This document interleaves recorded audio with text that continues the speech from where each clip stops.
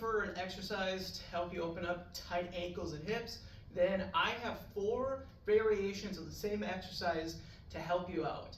So the exercise that we're going to be going over is called an open half kneeling ankle rock. So the open half kneeling ankle rock is going from this half kneeling position into what's referred to as open. So now that my hip is open, I'm taking that foot outward, and what we're going to be focusing in on is rocking our weight to the side, so that way we can open up both sides of the hips, but mostly, and more importantly, the ankle. First variation we're going to go over is open half kneeling ankle rock with a dowel. So what we want to do is go into that open half kneeling position. With the leg that's forward, I'm going to use the dowel of that arm to keep me upright. And all I'm going to do is I'm going to shift my weight forward and then rock back. So as I go through this, I want to keep my heel planted.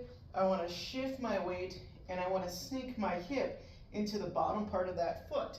Now, as I'm holding upright with the dowel, it's allowing me to have some base of support as I rock through that motion. Biggest thing is that my knee should be pulled outward and away. That way I'm bending through the ankle, knee, and hip as I rock to the side. The next variation is going to be a sandbag press out. So I prefer using the Ultimate sandbags. They just have a lot of good reviews. Not only that, they're really good for multi-functions.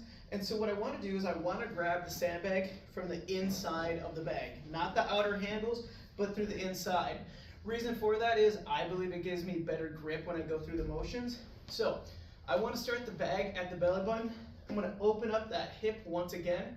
As I rock and shift my weight forward to that ankle, I'm going to press the bag outward, then pull back in. So as I shift my weight, I press the bag forward, then I rock back. What the bag's allowing me to do is counterbalance.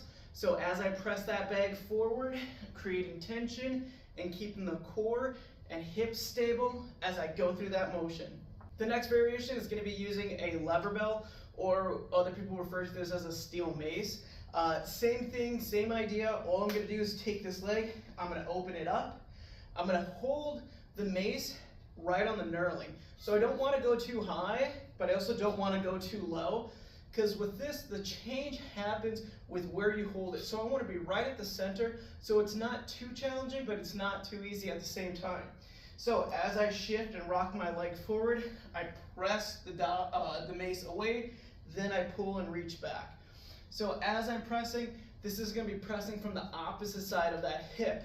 And again, as I rock through that motion, the mace here is helping me keep stable through the core as I press and I reach, going through that range of motion.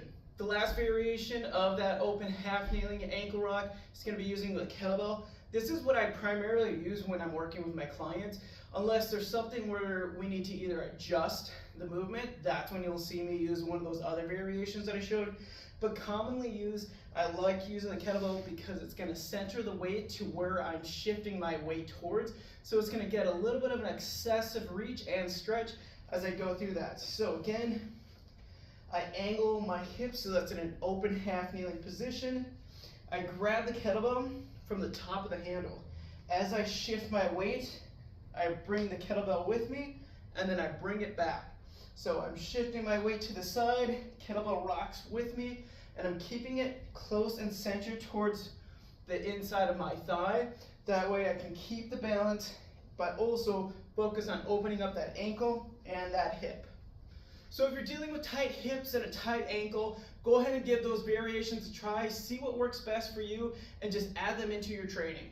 If you found this video helpful, please share it with a friend, and I'll see you in the next one.